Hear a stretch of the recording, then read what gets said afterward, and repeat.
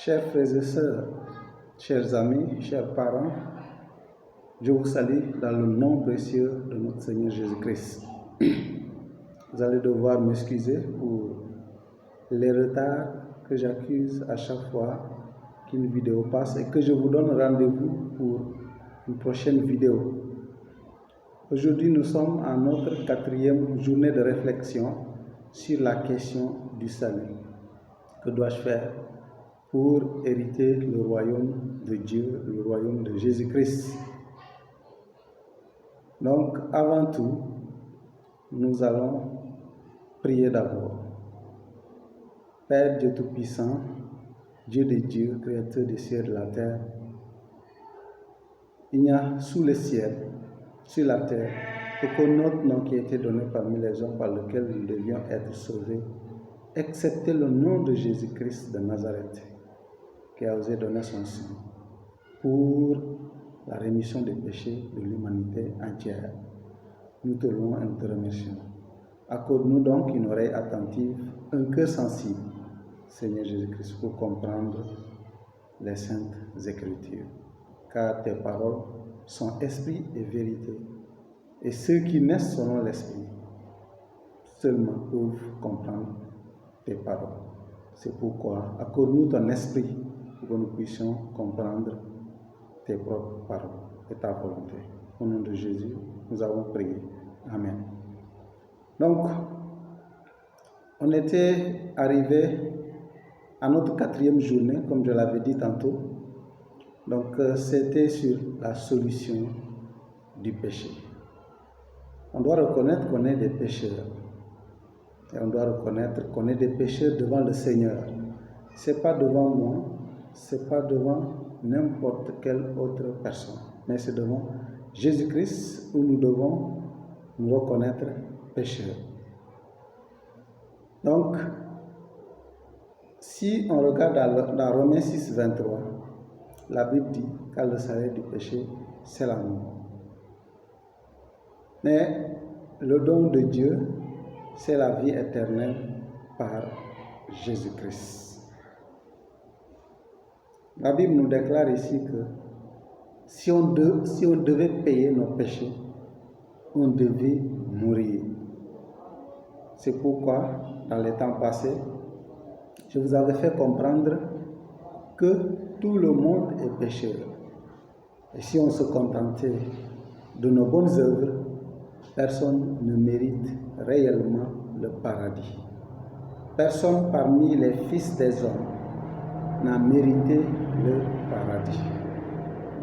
Seuls ceux qui se reconnaissent pécheurs devant le Seigneur, sincèrement et solennellement, ce sont ceux-là, si toutefois ils demandent pardon, ce sont ceux-là qui peuvent hériter le royaume des cieux.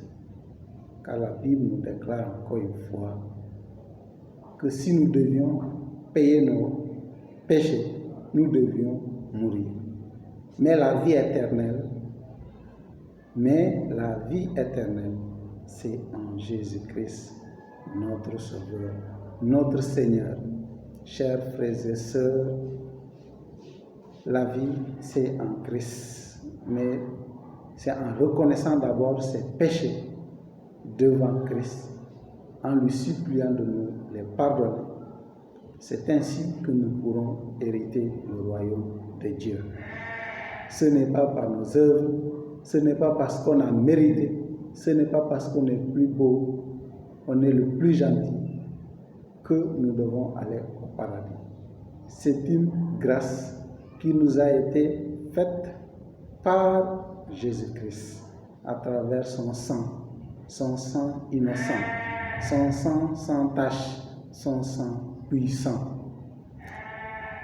Si nous ouvrons dans le livre des Actes, Actes chapitre 4, verset 12, la Bible dit: il n'a été donné sous le ciel aucun autre nom qui a été donné parmi les hommes par lequel nous devions être sauvés. Seul le nom de Jésus-Christ. C'est ce seul nom qui peut nous sauver. C'est ce seul nom qui peut nous rapprocher de Dieu à cause de nos péchés, On était séparés de Dieu, mais par le sang de Jésus, ce sang nous a rapprochés de Dieu. Et si toutefois nous reconnaissons que ce sang a une importance pour notre vie, nous devenons amis de Dieu. Nous appartenons maintenant à la famille de Dieu. Donc, s'il y a un sacrifice, le sacrifice de Jésus, c'est le plus grand de tous les sacrifices. Quiconque ne bénéficie pas de ce sacrifice fait d'autres sacrifices en vain. Car le sacrifice de Christ ne peut être comparé par aucun autre sacrifice. Les hommes en font des sacrifices, et ce sont des sacrifices qui ne sont jamais achevés. Soit c'est répété annuellement, soit c'est temporairement, soit c'est occasionnellement. Mais le sang de Jésus, le sacrifice de Jésus, c'était une seule fois, ce qui montre que c'est un sacrifice parfait. C'était pour le monde entier et pour les générations futures que nous sommes aujourd'hui. Donc, il n'y a pas un sacrifice qui peut dépasser le sacrifice de Christ. Je pourrais renoncer au sang de Christ si toutefois un jour je me rends compte qu'il y a un sang supérieur au sang de Christ. Mais si nous continuons à sacrifier des animaux, à sacrifier même des humains, je suis désolé, tous ces sangs ne peuvent surpasser, ne peuvent surplomber le sang de Christ. C'est le seul sang, versé une seule fois pour ceux qui étaient là et pour les générations futures. Chers frères et sœurs, nous allons nous arrêter là pour aujourd'hui. Nous allons continuer notre réflexion et à donner toujours les solutions.